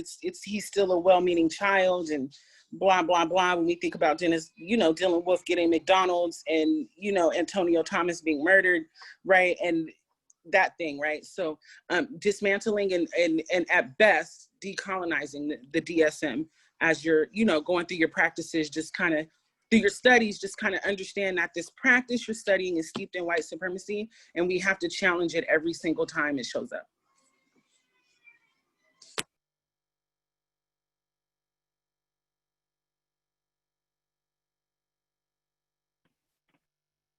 Thank you, Asante. And I'm looking at the time, and there's just so much to talk about. I wish that we could spend another half hour just talking about other stuff. But I think that one of the things that we had an audience question ask was, and I think maybe someone has already touched on this, but maybe we can kind of just bring it up again. What about the psych hospitals? Like, what happens to psych hospitals, and what does that look like in this new vision of mental health care?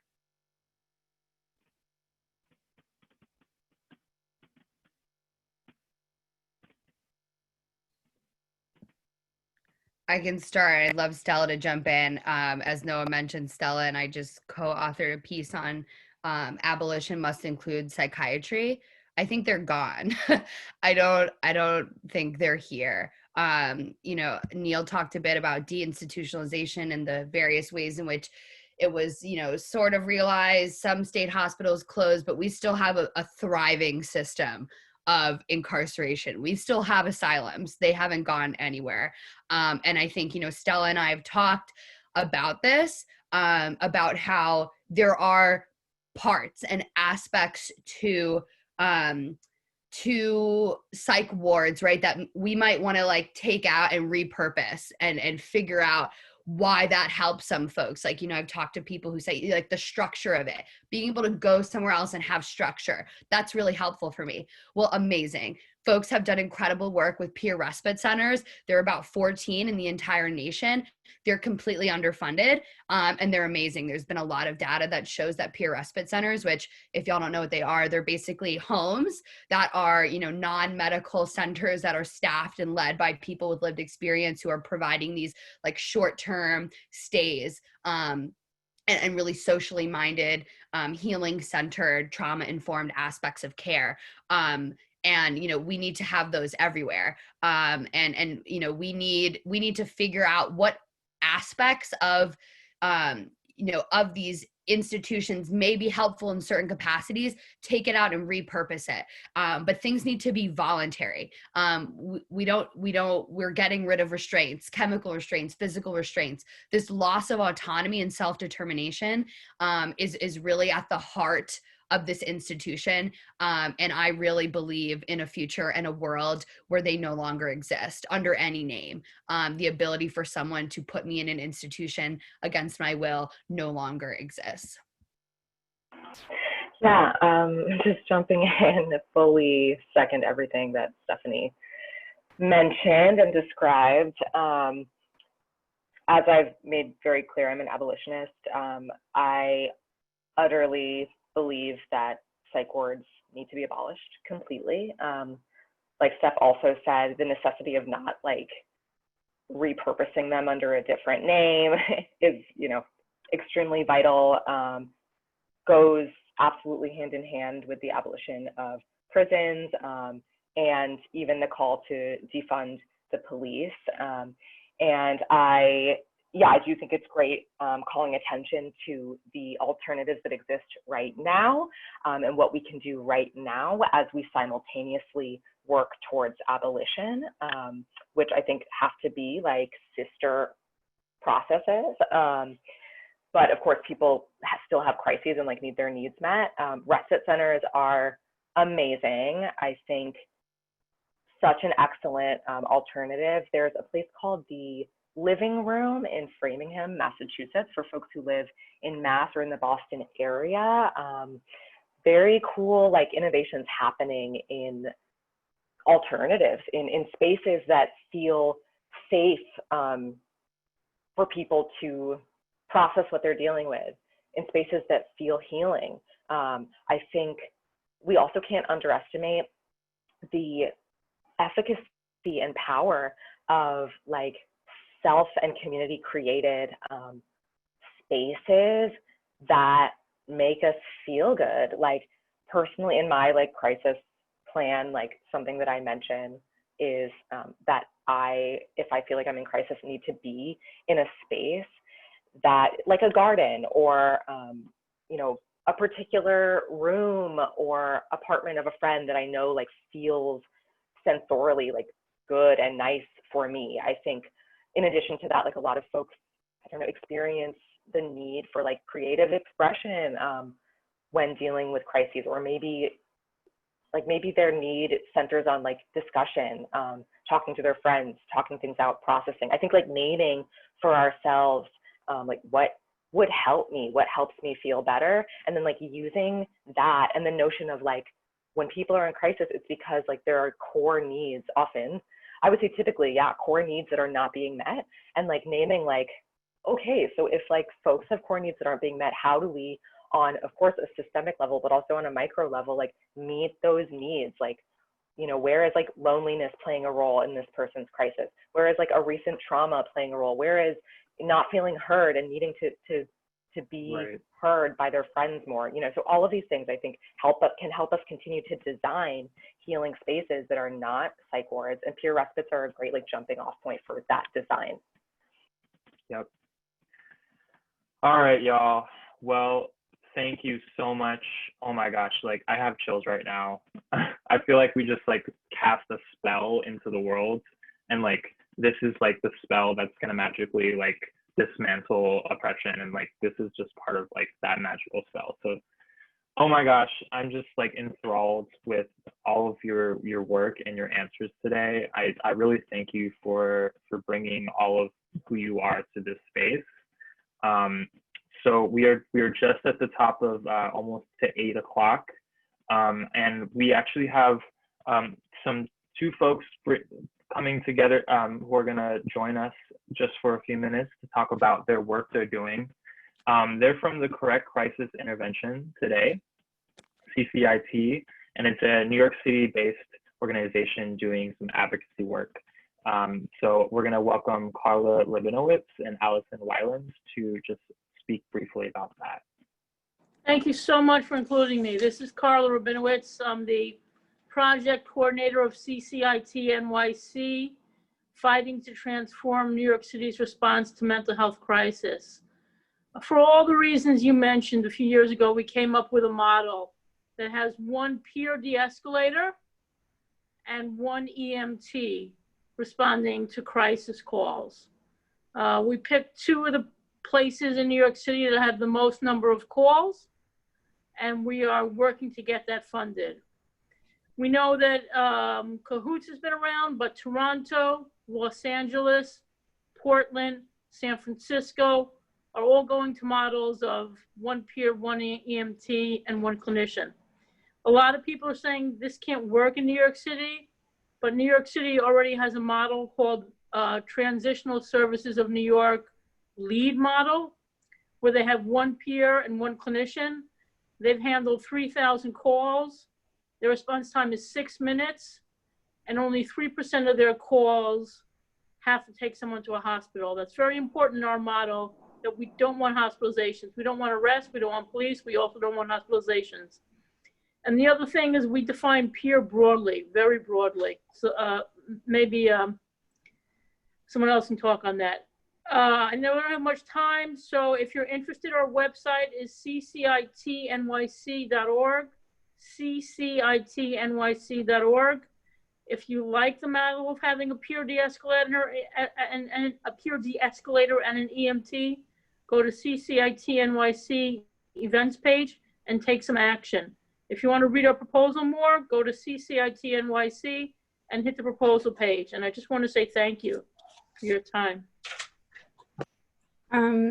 Hi, thank you everyone. I'm Alison Willens. They, them, long brown hair, red collared shirt, lavender plant, book about mushrooms in the background on Lene Lenape land. I am going to talk fast and reach out if you want to talk any more about any of the topics I'm going to raise. I'm thankful for IDHA for having us, these panelists who have all personally inspired a lot of my work. So I am a harm reductionist, a prison abolitionist, EMT, and peer responder. I participated for 5 years in a crisis support model for people who use drugs that is similar to the CCIT NYC model using EMTs and peers. Through that work, we kept thousands of people from going to the ER or jail and avoiding transport at all.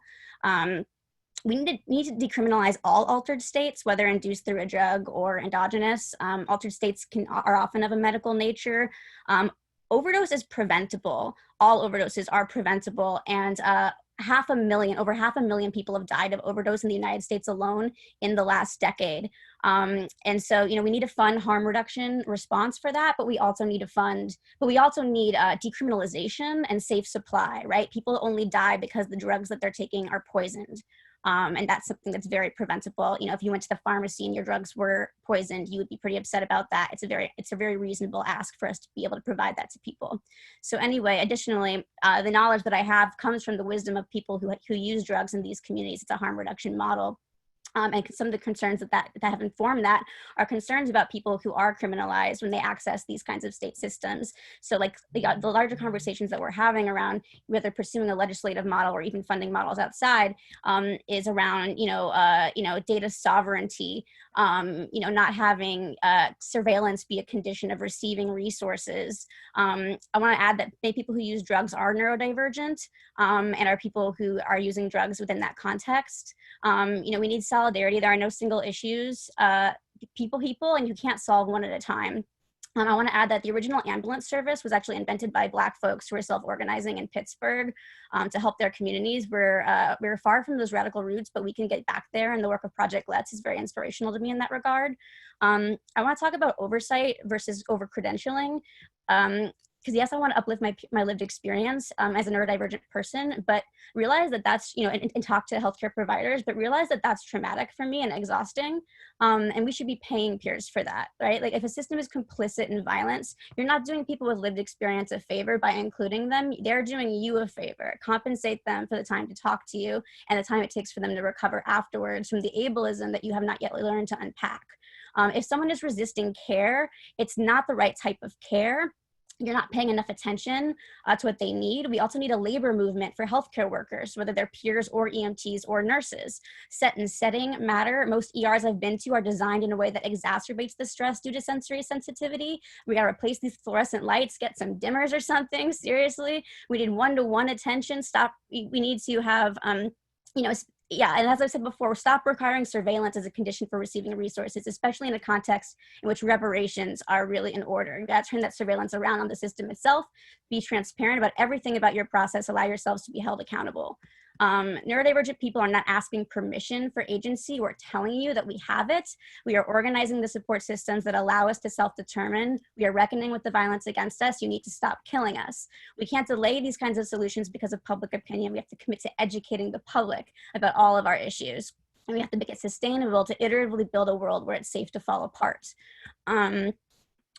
Systems that are not ableist outcompete and outproduce ableist ones. People who are, you know, you don't get to make it out of this life without being disabled. We're early adopters. It's your best interest to learn from us. This idea of like, oh, we're going to solve mental health crisis, we actually might not. You know, there might always be mental health crisis. My goal is actually not to eradicate that. It's to provide these safe containers. We have to stop pretending that we can have perpetual adolescence and understand our role in the larger ecology, the role of death and resource reallocation in that ecology. You can study fungal networks about this. At lower stages of complexity, emergent organizing is most efficient. At higher stages, there needs to be mediation between those emergent nodes while acting autonomously. Reliability, assuming responsibility, self-determination is a participatory process. So the shadow of being free is that we're also responsible, right? So there's not, we have to put plans in place to de-escalate crisis before they get to an emergency point. But a lot of crises, you know, an emergency response isn't even necessary. But when it is, we actually do have to talk about liability. We actually have to talk about who is responsible. Is it the owner of the space? Is it the person? Is it the responder, the city? We need to negotiate these things and form new agreements. And I want to end by saying, I want to challenge us when we say, oh, we're not ready for that yet.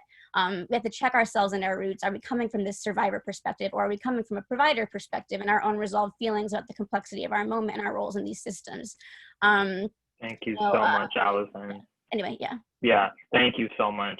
I really appreciate you coming in, and really make sure you check out this organization. All right, we only have a few more minutes.